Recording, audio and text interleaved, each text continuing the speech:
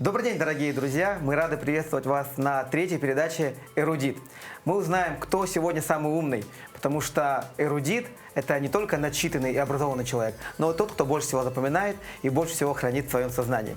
Одним из самых известных эрудитов был Леонардо да Винчи. Кроме того, что он написал «Мону Лизу» и сделал купол Миланского собора, он придумал дельтаплан и даже танк. А еще его друзья вспоминают, что он очень вкусно готовил. Сегодня у нас в студии двое учеников школ города Якутска, и они поборются за звание эрудита. Поприветствуем их. Это ученица школы номер 10 Анна Фадеева и ученик физико-технического лицея Владислав Лебедев. Здравствуйте. Сегодня у нас в «Эрудите» на телеканале «Якутия-24» они будут бороться за звание, отвечать на мои вопросы и, конечно же, покажут, насколько хорошо они учатся и насколько хорошо они знают что-то за пределами школьного образования. Немножко познакомимся с нашими участниками. Анна, я знаю, что вы увлекаетесь музыкой. На каком музыкальном инструменте вы играете? Я играю на фортепиано уже больше 5 лет. Ух ты! И это приносит тебе душевное равновесие, или ты хочешь стать профессиональной музыканткой? Нет, это просто для меня, для своего развития. И на фортепиано, как вот из всего огромного обилия музыкальных инструментов, как в тебе откликнулось именно фортепиано? Не знаю, я еще с детства думала туда поступить, потому что это очень красиво, и для меня это очень аристократично. Пока что не думала выкладывать контент с этим? Нет. Но, может быть, после нашей передачи самое время придет. Владислав, я тоже знаю, что ты увлекаешься музыкой. Да. На каком музыкальном инструменте ты играешь? На гитаре. На гитаре? Да. На Акустической. акустической, вот я как раз хотел спросить. Из всего тоже большого количества жанров, какой больше всего тебе подходит? Рок. Рок? Да. Неожиданно. То есть ты представляешь себя в кожаной куртке, на сцене, с гитарой, перед огромным количеством людей? Ну, да. Пригласишь Анну к себе на концерт? Да. Когда будешь в Лужниках играть. Может быть, сначала она сыграет на фортепиано классическую какую-то песню, а потом ты. А потом будет коллаборация. А я буду в первом ряду и говорить, вот, когда-то они были у меня на передаче. Может такое быть? Конечно. Я желаю вам удачи, пожмите друг другу руки. И мы начинаем. Но, конечно же, прежде чем мы ворвемся в поле знаний и эрудиции, я должен познакомить ребят с правилами нашей сегодняшней игры. Правила очень простые. У вас есть звоночки. Давайте мы их проверим. Отлично. Я задаю вопрос. Если вы знаете ответ, вы тут же стучите по звоночку, но только так, чтобы его не сломать, руку не повредить, и после этого даете на него ответ. Если вы ответили неверно, может ответить ваш соперник. Да? Временно вы сегодня соперники, конкуренты. В конце мы узнаем по подсчету баллов, кто больше всего ответил. Вопросы из разных категорий. Я думаю, что что-то из школьных знаний, что-то из общего вашего, так сказать, сундука сокровищ знаний, которые вы накопили за жизнь. Я думаю, накопили вы немало. Итак, у нас есть спонсоры. Разумеется, у нас есть и призы, поэтому давайте мы узнаем, что это за спонсоры и какие призы ждут наших участников в самом финале. Я им желаю обоим, конечно, выиграть, чтобы прорваться в полуфинал, затем в финал, и увидим их позже. Спонсорами являются, во-первых, компания «Ростелеком», которая предоставила победителю главный приз, тому, кто всех остальных одолеет и покажет, что он самый умный. Годовая подписка на сервис «Ростелеком Лицей». Вторым спонсором является Северо-Восточный федеральный университет имени Максима Кировича Амосова, который покажет нам, что обучение – это привилегия самых умных. И тот, кто победит в нашей передаче, получит квоту на обучение по программе дополнительного образования на ваш выбор, на выбор того, кто победит. Может быть, среди сегодняшней нашей пары игроков есть тот самый победитель. Итак, вы готовы? Да. Начинаем. У нас есть категории вопросов. Первая категория – общие вопросы для разминки, для того, чтобы вы немножечко поняли, как работает наша игра. И вопросы очень быстрые. Я надеюсь, у вас и реакция хорошая. Я знаю, что у музыкантов реакция не хуже, чем у спортсменов. Поэтому давайте начинать.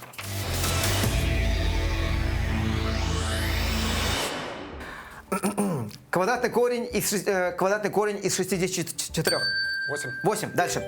Ученый, увидевший насквозь все человечество и давший имя изобретению. Уильям Рентген. Правильно. Постоянный обитатель крыши из сказки швед по национальности. Карлсон. Есть. Русский государь, в чье правление у нас появились салфетки за обеденным столом. Он еще, говорят, любил прорубать окна. Петр Первый. Да. Имя героини Бомарше, ставшее синонимом расторопного слуги. Сложный вопрос. Пам-пам-пам. Он то здесь, то там. Па-па-па-пам, па-па-па-пам. Первая буква F. 3, 2, 1. Сложный вопрос. Это был Фигаро. Что еще называют русской Америкой? Аляску. Аляска, верно. Тут можно дать два ответа на следующий вопрос. Какой узел нельзя развязать? Морской. Морской можно развязать? Владислав? Хирургический. Ну, я не знаю. Пока ты не стукнул, я не засчитываю. Хирургический. Нет. Нельзя развязать железнодорожный узел. Это если мы говорим фактически. А еще есть такая фраза «Гордиев узел». Его нельзя развязать, его можно только разрубить. Да. В каком геометрическом теле может закипеть вода? Такой вопрос с хитринкой. В каком геометрическом теле можно воду вообще держать? Думают ребята, в треугольнике, в круге. 3, 2. Есть какие-то предположения? Нет. Ну вот вы берете воду в кубе. Вода может быть в кубе, да? И идем дальше. Какая река полосатая? Есть такая полосатая река. Подумайте. Амур. Нет, но рядом. Еще проще. Но он был близок. Еще проще. Какая река у нас полосатая? Анна? 3, 2. Лена. Лена? Лена? Ты много видела лент полосатых? Тигр. Есть река Тигр и Ефрат рядом стоящие, да? Какой месяц короче всех? Февраль. Вопрос был с заковыкой. Самый короткий месяц, Анна. Количество баб. Даю подсказку. Короткий, самый короткий. Вот такой. Нет? 3, 2, 1. Май. Май. Если был бы месяц в 2 буквы, был бы он, но у нас май. Может ли страус назвать себя птицей? Так страусы не умеют А страусы не умеют говорить, отлично. Когда строят новый дом, во что вбивают первый гвоздь? Это такой вопрос из разряда логической детской загадки. Представьте себе гвоздь. Во что его вбивают? Попробуйте порассуждать. Никто не нажмет кнопку, вы не провалитесь под землю, у вас не сидят собаки. Это не такая игра. Это после вас придут следующие игроки, а у вас такого нет. Что есть у каждого гвоздя, во что его можно вбить? Шляпу. В шляпку, конечно же. В шляпку. Спасибо. Это у нас были вопросы на разминочку. Как вам показались они? Хорошо. Нормально. Хорошо, сказал Владислав, нормально сказала Анна. То есть, возможно, какие-то вопросы далее Анне понравятся больше. Интересный факт о нашей следующей категории. Самое сухое место на Земле – это долины Антарктиды, где осадков не было уже 2 миллиона лет. Ну, то есть, там уж точно зонтик нам не понадобится, если мы туда поедем. Как вы думаете, из какой категории этот вопрос? География. География, предположил Владислав, и это правильно.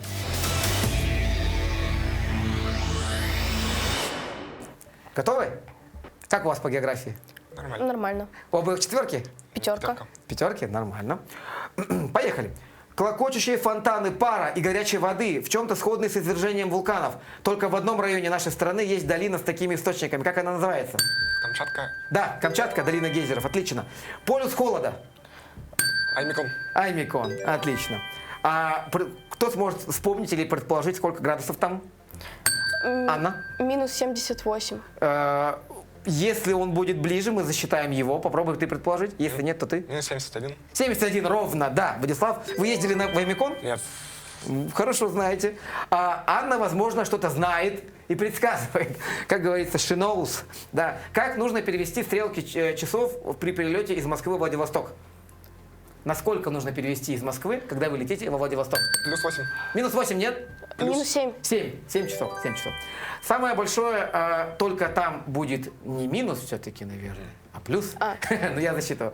Самое большое озеро Русской равнины в годы Великой Отечественной войны, по его льду проходила дорога жизни.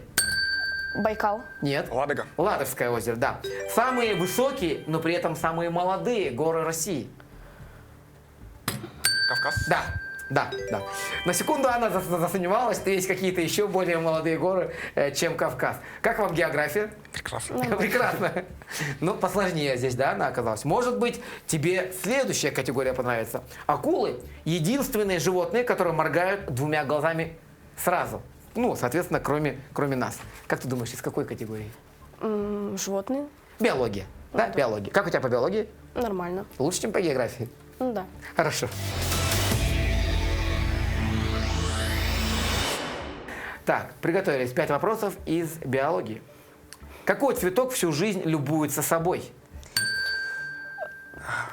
Нет ответа? Этот, нарцисс. Нарцисс, да. Какие существа имеют 3 сердца? Можно называть, тут есть несколько вариантов, но один из них я зачитаю. 3 сердца. Вот у нас одно, а у кого-то 3. И он может 3 раза полюбить. Обязательно 3 сердца. А? Обязательно 3 сердца. 3 сердца, да, да. То есть 3 раза может влюбиться и при этом выжить и дальше идти с разбитыми сердцами. А наше сердце все тащит на себе одно. У этих существ и конечностей больше, чем сердец, я вам подскажу. Осьминоги. Осьминоги, правильно. Были сомнения, да? Да. Были сомнения. Какого цвета кровь у моллюсков? Голубая. Голубая. Вырывает прямо Владислав все ответы у Анны. Но я думаю, что далее Анна нас еще догонит нас. Какое растение дает самый лучший качественный мед? Ромашка. Нет. Липа. Липа, да. Откуда ты все это знаешь? Название какого растения связано с музыкой? Колокольчик. Молодец, молодец, колокольчик. Итак, у нас закончили вопросы по разрядам биологии. Ничего страшного, у нас еще очень много вопросов. Я думаю, что сейчас мы узнаем кое-что интересное о мире литературы. Пожалуйста, нас ждет кот в мешке.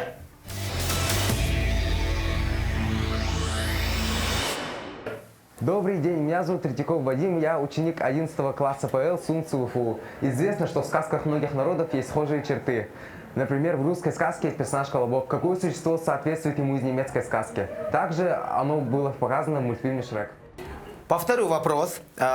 Есть колобок, и это такой блуждающий сюжет, он есть в разных народах. В каком-то народе он так выглядит, в каком-то так. Но он есть и в Германии, его аналог. И вот в мультике «Шрек» показан его аналог. Кто это? Пряничный человек. Пряничный человек. Анна, наверное, это же хотела ответить. Пряничный человек. Чуть-чуть Влад здесь вырывает вопрос. Я думаю, вопрос интересный. Так или иначе связан, с одной стороны, как с фольклором, так и с нашей мультимедийной средой. Все смотрели, наверное, «Шрек», все части, говорят, новую часть делают. Для меня это тоже, конечно, открытие. Далее, ваша любимая категория. Музыка. Музыка. Какая профессия у человека, который управляет всем хором? Анна? Дирижер. Дирижер. Как называют овощ из 2 нот? Фасоль. Фасоль. Фа-соль, да? Музыкальный коллектив, который состоит из 4 участников. Квартет. Квартет. Еще была прекрасная басня Басня. у Крылова, да. Какое название предмета в виде музыкальной погремушки? Бубен. Нет, погремушка. Маракасы. Да, маракасы. Засчитаем. Хотя, если один неправильный, ну, все, сейчас мы ей засчитаем. 5. Музыкально оформленное произведение, которое сопровождается красивыми танцами. Балет. Балет. Очень простенько я его, конечно, писал. Я понимаю, я не музыкант, мне простительно, я всего лишь филолог и ведущий. Я понимаю, что ребята, возможно, добавят меня в черный список, да, после этого вопроса. Интересный факт из следующего раздела. Число π – это одна из наиболее известных математических констант, представляющая собой отношение длины окружности к ее диаметру. И это при этом иррациональное существо, сказал я, что значит, что его десятичное расположение бесконечно и не имеет периодичной последовательности. Число π используется в различных областях математики и науки, и вы понимаете, что нас ждет математика. Царица наук, как ее называют нелюбимые мной люди, да? Потому что для меня царица наук – это литература. Так, вопрос первый. Как называется отрезок, соединяющий 2 точки окружности, проходящий через ее центр? Радиус. Нет. Диаметр. Да. Крышка стола имеет 4 угла, один из них отпилили. Сколько осталось углов? 5. Да. На озере росли лилии. Каждый день их число удваивалось. На 20-й день разросло все озеро. На какой день была половина озера? 19. Да. Какое число нужно увеличить в 15 раз и получить при этом 15? Один. 1. Какая дробь называется правильной? Когда знаменатель меньше числителя.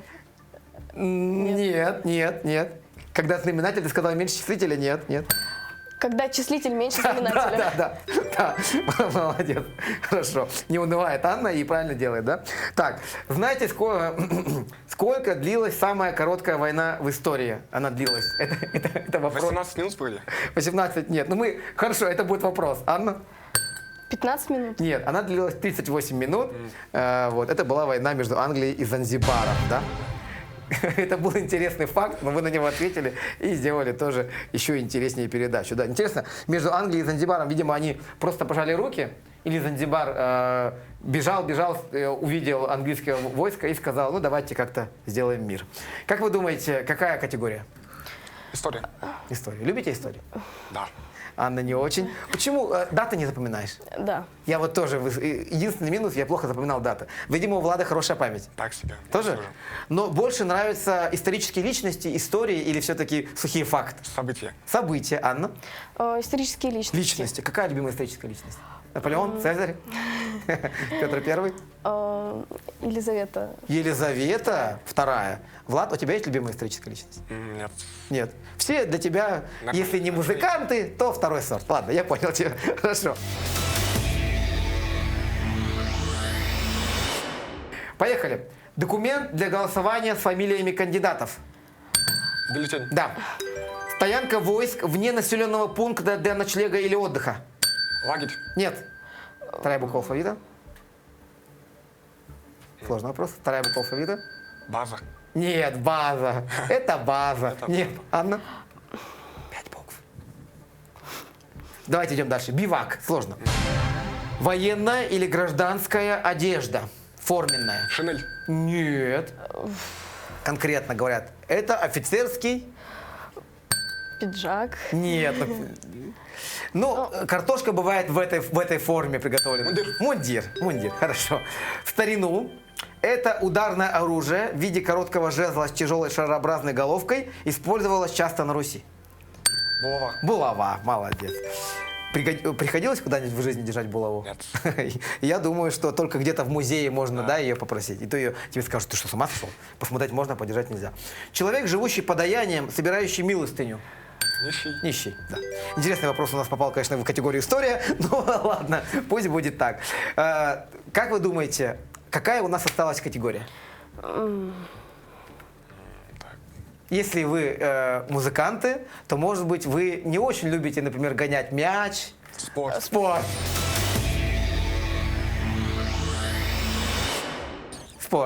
Вот. Хотя, может, где-то внутри вас дремлет, да, спортивная любовь. Первым в истории олимпийским чемпионом в 776 году до нашей эры стал повар по имени Кореб. Ну, интересно, да? Если это был не чемпионат на поедание или на приготовление, то в каком виде спорта он победил? Интересно. 5 вопросов. Готовы? Да. Поехали. Как называется огражденная канатами площадка для бокса? Ринг. Да? Тем более интересно, что ринг сегодня у нас такой, Квадратный. а изначально ринг – это кольцо, да. В шахматах такое положение короля, при котором заканчивается игра. Мат, да. В шахматах это хорошо, в обычной жизни давайте проживем без него. Начальный момент спортивного состязания на скорость. Самый начальный момент. Старт. Все-таки в тебе где-то дремлет за гитарой прячется спортсмен, Влад. Сколько игроков в команде футболистов? 11. Верно. Античное круглое здание для представлений и состязаний в Древней Греции. Чуть раньше было? Как? Первая буква алфавита. Давай, ты справишься. На эту букву начинается, на эту уже и заканчивается. 3. Античное здание для представлений и состязаний. 3, 2, 1. Нет? Влад? Арена. Арена. Хорошо. Итак, Могу вас похвалить, вы настоящие эрудиты, вы прошли сейчас огромное количество разных вопросов, на которые я бы сам, наверное, бы не ответил, на многие из которых. Хорошо, Анна, мы поняли, что вы прекрасно играете на фортепиано, а если еще какая-то, может быть, страсть в жизни, кем бы ты хотела стать? Я бы хотела стать журналистом, Ух ты! И каким? Корреспондентом на радио, на телевидении, в газете? корреспондентом. О, и мы, я думаю, еще услышим о тебе, и может быть, ты сможешь совместить фортепиано и быть корреспондентом как-то. Сегодня такой удивительный мир. Заведешь свою социальную сеть, и мы будем смотреть, как ты развиваешься. Спасибо, спасибо. Влад, а кем бы ты хотела быть, когда закончишь школу? Скорее всего, медиком. Медиком? Да. Как вы раскрываетесь сегодня? Пришли ко мне оба музыканты, да? Значит, у нас есть корреспондент и медик. А каким врачом бы ты хотел стать? Не знаю. Возможно, Хирургом, детским? Кстати, возможно, хирургом. Хирургом? Ну да. Я думаю, кстати, пригодятся сильные пальцы музыканта. Да, и моторика. И моторика, Да. да, отлично. Анна, скажи, а музыкальные пристрастия и, может быть, вот желание быть журналистом пришло откуда-то от родителей?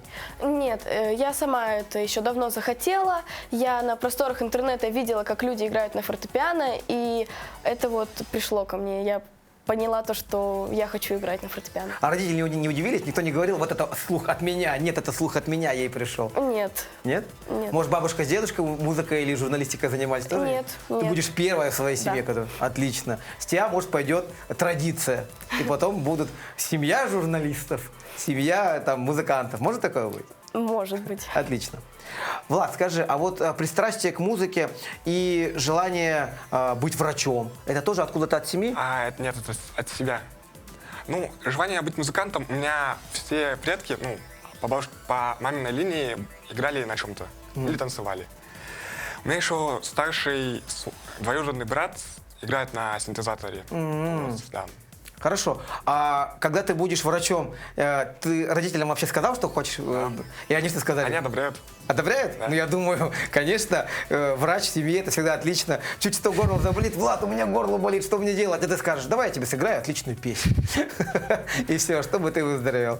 Но ты себя точно видишь уже врачом. Да. Это хорошо, это очень хорошая профессия. Так же, как и корреспондент, журналист, да, я думаю, что я вас еще услышу, ребят. Я еще вас услышу. Итак, пришло время подвести итоги. Наши сегодняшние гладиаторы, музыканты, а еще журналисты и будущие врачи сражались за звание эрудита. И в непростой битве, я уже знаю, кто победил.